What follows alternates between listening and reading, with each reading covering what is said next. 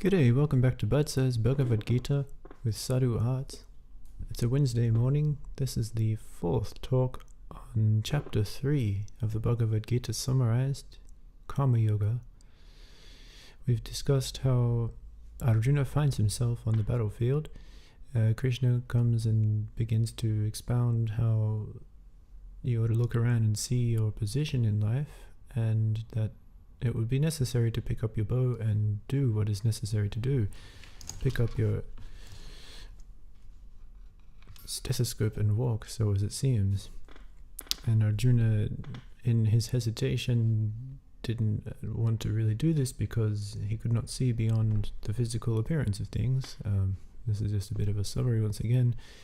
And so Krishna began to explain the transcendental nature of the fight of Mahasastra. My phone's ringing. That's probably a really important call, but this is more important because we have in chapter 3 the enunciation of Karma Yoga. So Karma Yoga, basically Krishna begins to broaden one's understanding of the processes of yoga. Okay, by now one has pretty much already got a taste of how Krishna is the goal of all yogas. If yoga means union, then coming to know oneself is synonymous with coming to know Krishna.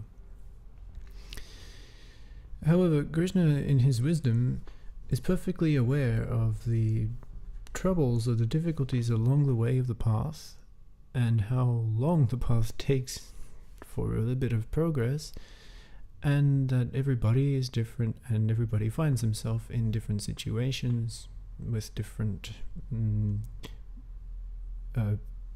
people and bodily constituents, and of course faculties of mind. And in fact, this is where Krishna gets the ball rolling in Karma Yoga. It's the work to be done.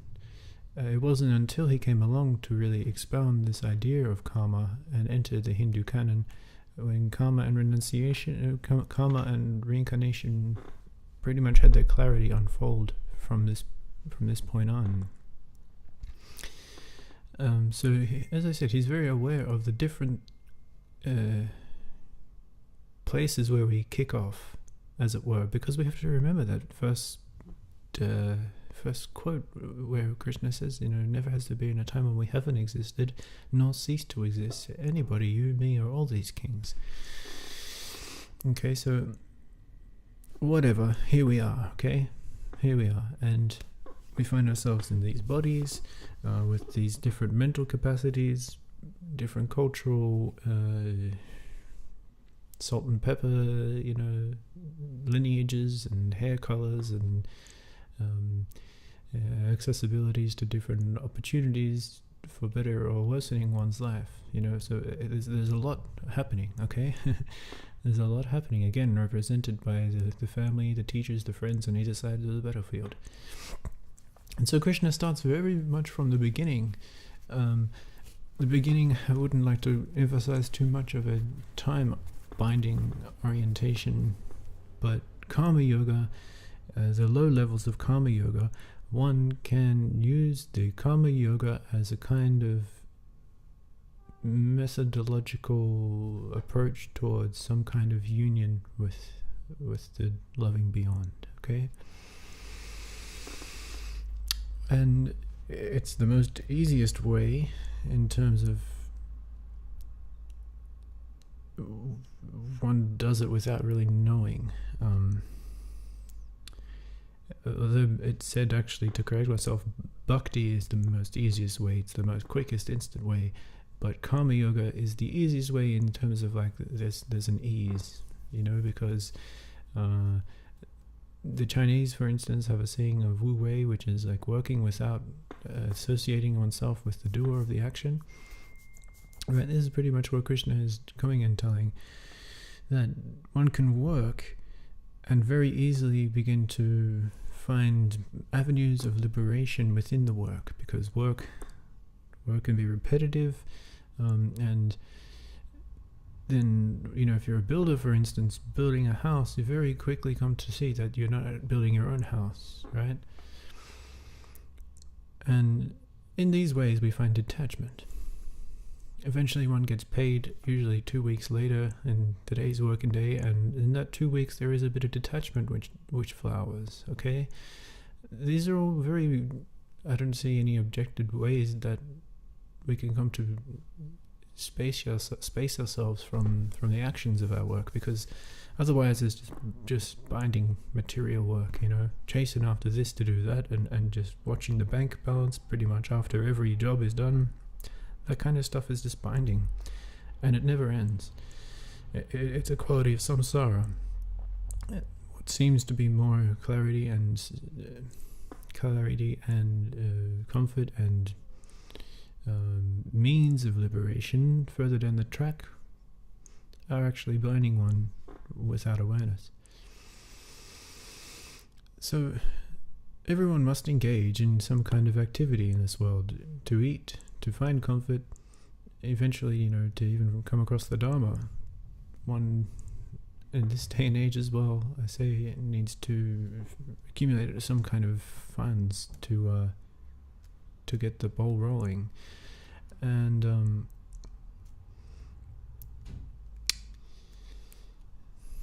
Karma Yoga is where it kicks off.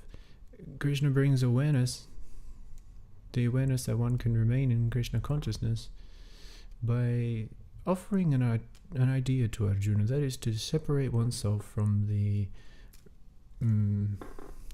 flowers or the fruits of one's work, okay? In that way, on the dying bed, put in a nutshell, there's no forceful impetus to remember the work that one hasn't finished. But all work done in good awareness is always finished, whether or not it's, according to your boss, finished. Okay? This is one of my favorite chapters, chapter 3, Karma Yoga. There's so much elucidated. Krishna really gets into the idea of why we do things. It's very, very fundamental. And if it weren't for Arjuna, who in that Christ kind of way sacrificed himself so all these beautiful blessings can shower down upon us, we can understand that there is a nature outside of nature. We can understand that working can be a way, not of hiding, but from going inward. And we can understand how work is also done as something that one does just for the sake of doing, right? This is a little bit later down on the track. So I'll begin with talking about the gunas, right? What the gunas are kind of qualities of nature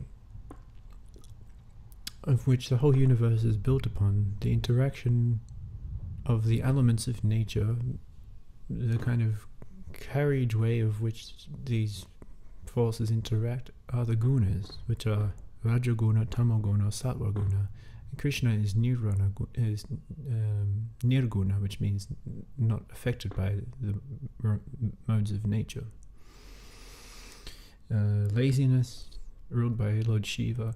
Rajaguna, activity, strenuous passion, ruled by Brahma, the creative force. And of course Sattva-guna, which is kind of like a stalemate, but also the opportunity for one to really excel in goodness. And so this isn't really explained in the Bhagavad Gita, but actually, our bodies are karmically inherited with these particularities of nature. So it would be not such a far stretch to say simply that one who is a big-bodied person is aptitude for work. One who is good with intelligence, which is probably a quality of a bright mind, Rajaguna, is probably apt for writing a jnana yoga, study, university, that kind of path.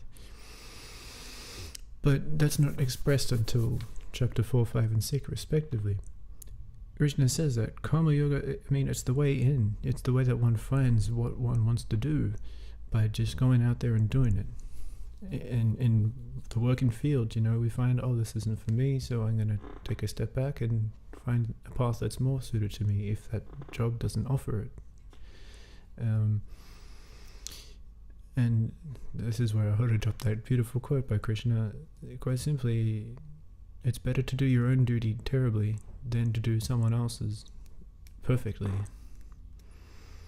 So it's a trial and error process that Krishna is suggesting in order to perfect one's life. In order to perfect one's life, you have to find the right yoga for you and then put everything into it and don't expect anything to come out of it. It's a real bite. It's a real bit. It's a bit tricky. It's tricky in particular for those who are now awakening, but unfortunately we don't have the correct means to express ourselves. We have to go back into the grinding mills of karma yoga, and with that kind of detachment, put on a smiley face and just do what you got to do, right? You just have to be an example. To be an example to the world by going back into these, what could be considered lower realms of karma yoga, to act without attachment. Okay, it's quite clear here. Krishna says that, even the bright kings such as Janaka perform their actions just for the sake of educating people. Okay, so this can be done. Krishna then talks about how rain falls because of sacrifice to the demigods. If there's no rain, corn's not going to grow, no grain, nothing to eat. So the cycle begins to be explained. This is also good for those in the high places to remember that it's not them who are strengthening and controlling everything, but in fact the forces of nature. Krishna has offered the opportunity for them to be mediators, or the appearance that they're controlling things just for the sake of that there are a kind of order to the whole social structure, and when one finds their own duty, they can continue to work in this grist for the mill type of engagement, which seems like I've just explained the jailhouse of samsara in terms of social containment, but really with Krishna awareness, it doesn't really matter at all. This is why you see people who are, sweeping up shops or washing windows or just doing real lame jobs, apparently, but when the mind is liberated and detached, you can do anything, and it's kind of fun. It's kind of fun, and Krishna is there as the goal, as the fruit kind of unfolding in the process of these works.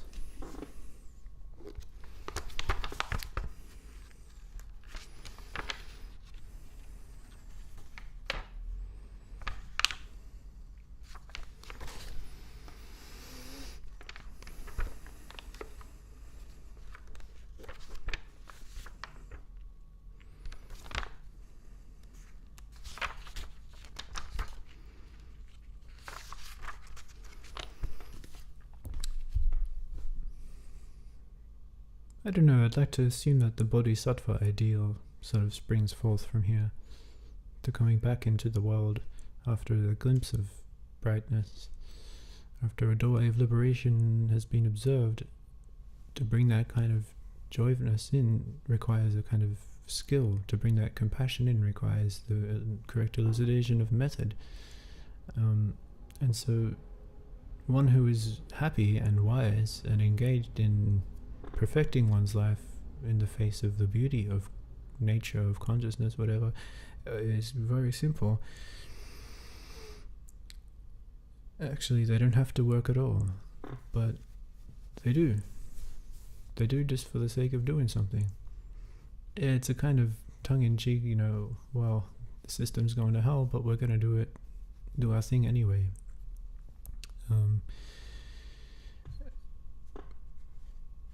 Now, it's probably a big can of fish to open. Is that the expression? I don't know. But anyway, it may not be very wise to just aimlessly work for work's sake. If you have the aptitude, if you have that higher degree, I say do it. Strive for something else. You got to find what suits you. My goodness, we've gone for 14 minutes. So I'd like to wrap it up quite simply that if we strive onto the world with a materialistic, lusty, overlording type mentality, that work is the best avenue, because work, you're interacting with social situations, you're working and not getting anything in return. There's a very slow rising of detachment that comes, so the stickiness of material nature is kind of peeled away, and karma yoga begins to generate a kind of engine for one's own liberation. But if the awareness isn't there, then there's always that type of entanglement, which comes time and time again in different degrees of form that Krishna will give for the sake of you having to move into a deeper awareness. When you find yourself, you find your position, you no longer have to do work that doesn't suit you. In fact, you can completely renounce it, but Krishna says it's probably not best to renounce it just yet until you're engaged in a really kind of loving activity.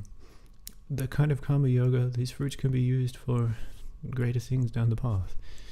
I mean, in these systems, particularly where things have evolved from, money was very necessary to keep the momentum of the Sangha, the Brahmana caste, in motion.